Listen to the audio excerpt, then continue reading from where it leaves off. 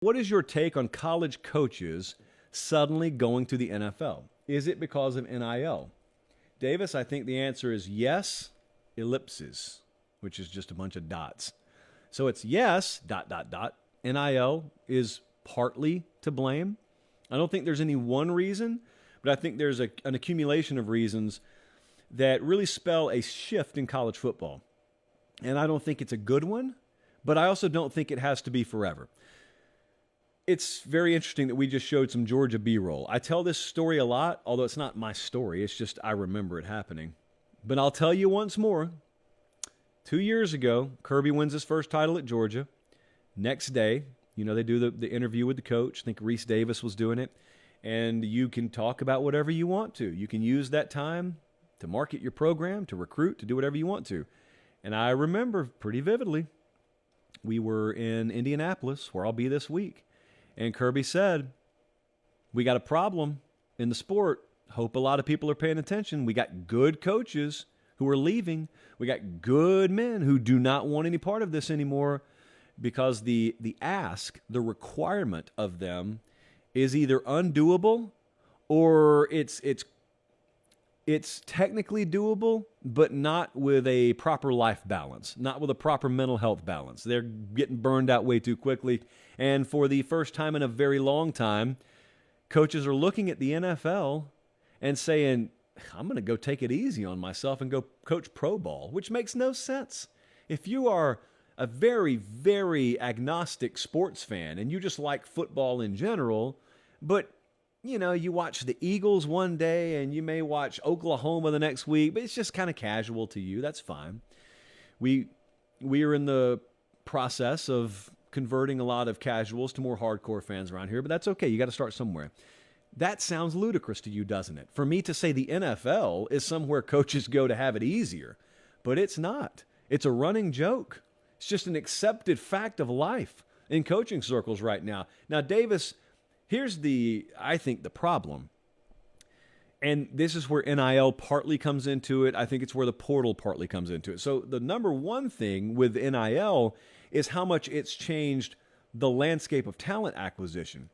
I don't think a lot of coaches have a problem with the idea that players can profit off their NIL. In fact, most of them don't.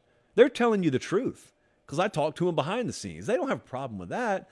They have a problem when it is used as an inducement in recruiting, and they have a problem that relationships don't matter anymore. It used to be the best recruiters were eventually rewarded with acquiring the most talent because they did their due diligence, they evaluated properly, they got ahead of the curve, but they beat the pavement to death, and they got in the homes, and they knew everything they needed to know about the parents and the grandparents and the moms and the aunts and the uncles and the high school coaches.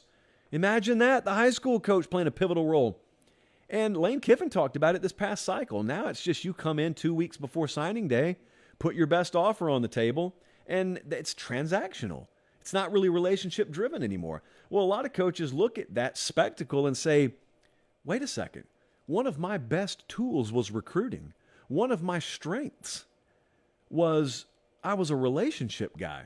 I really connected with players. If you're cutting that out from under me, if you're telling me that's been deemed irrelevant, I might as well go coach pro ball. Then the other side of it is with the portal. What happens is not only do you still have to recruit, as you always did, and also, hopefully hold your position group together, coach your room, coach your guys, recruit your territory and your guys, but also now you have to recruit the guys already on campus and make sure they're good.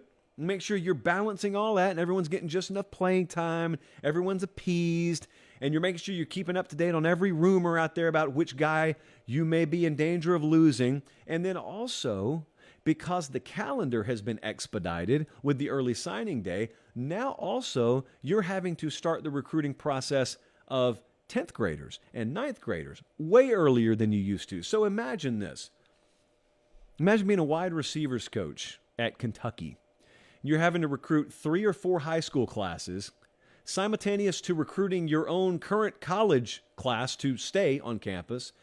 And then you're also having to master the NIL game, which is the slipperiest of slopes. And you're having to do all that and also fulfill your coaching duties. And it's like at a certain point, you look and you say, huh, it looks like they haven't given me more than 24 hours in the day like I always had, but they're asking me to do all this. I'm going to go to the NFL. And that's what's happened. So case by case, you never know whether a guy just always wanted to be in the NFL or not. But in totality, it's very easy to see that a lot of guys are leaving college football because it's an unworkable situation. They look at it and they say, enough of this. Maybe I'll come back in a few years. A lot of them even love college more than the NFL. But a lot of what they have to do in their day-to-day, they don't consider college football. And I get it. I love covering it, but I get it. Guys, thanks for watching Late Kick. Make sure and leave a comment. I love interacting with you. But most of all, please like the video and subscribe to the channel. That's how we keep all of this free.